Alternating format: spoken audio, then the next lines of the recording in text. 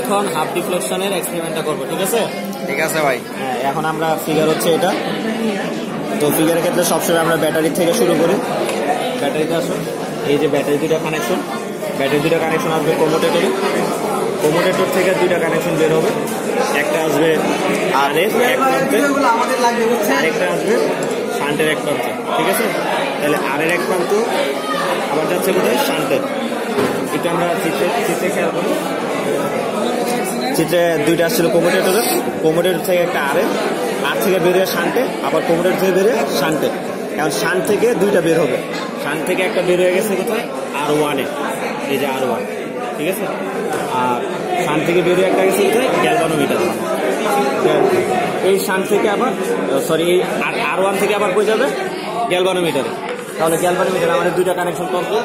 এইদিকে খেয়াল করি আমরা চিত্রে, এই যে গ্যালভানোমিটার দুইটা কানেকশন। তাহলে আমাদের সার্কিট কমপ্লিট।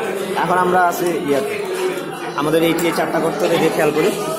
এখন আমাদের মেন কাজ হচ্ছে ফার্স্টে এই শান্ট এবং রোধ আরকে নিয়ে।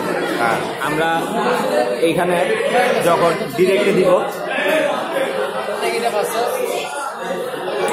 একটু পুষ্কর আমরা যখন ডিরেক্টে দিব তখন মিটারের গ্যালভানোমিটারের স্কেলটা ইনফিনিটিতে চলে যাবে। ইনফিনিটিতে যাওয়ার কারণে আমরা এখান থেকে শান্ট এবং এই R1 থেকে কিছু মান তুলবো।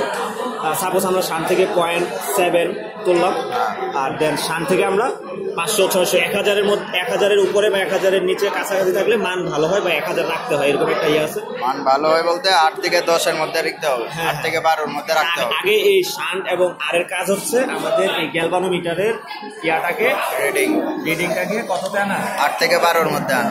8 থেকে 12। তাহলে আমরা এখন কতটা পাইলাম? 11।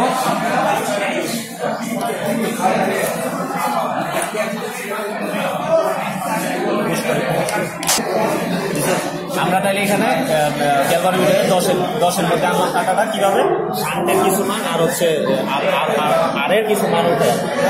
এখন আমাদের কাজ হচ্ছে যেহেতু হাফ ডিফ্লেকশন, আমরা ডিরেক্টের মধ্যে এই 10 থেকে 5-এ নিতে হবে, 10 থেকে 5-এ নেওয়ার জন্য আমরা এখান থেকে কিছু R1 থেকে কিছু মান উঠাবো, এমনভাবে মান উঠাইতে হবে যাতে হাফ হয়, ঠিক আছে? তাহলে আমাদের এখানে 100 তুললাম।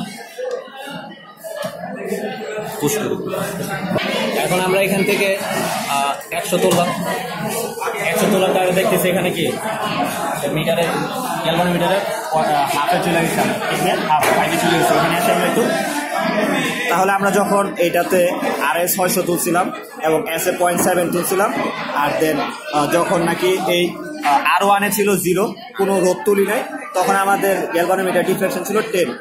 যখন আমরা R1-এ 100 রোধ তুলছি তখন গ্যালভানোমিটার ডিফ্লেকশন হাফ হয়ে 5-এ আসছে। হ্যাঁ, এই একইভাবে আবার কমোটেটরকে রিভার্সে নিব। রিভার্সে নিয়ে সেম প্রসেসে আমরা 0-তে দেখবো কত থাকে এবং 100 তুলে দেখবো কত থাকে, মানে ডিফ্লেকশনটা হাফ করবো। হাফ করে এইভাবে আমরা 5টা রিডিং নিব। 5টা রিডিং নিয়ে 5টা রিডিংয়ের গড় করলে আমরা এই গ্যালভানোমিটারের রেজিস্ট্যান্সটা পাবো।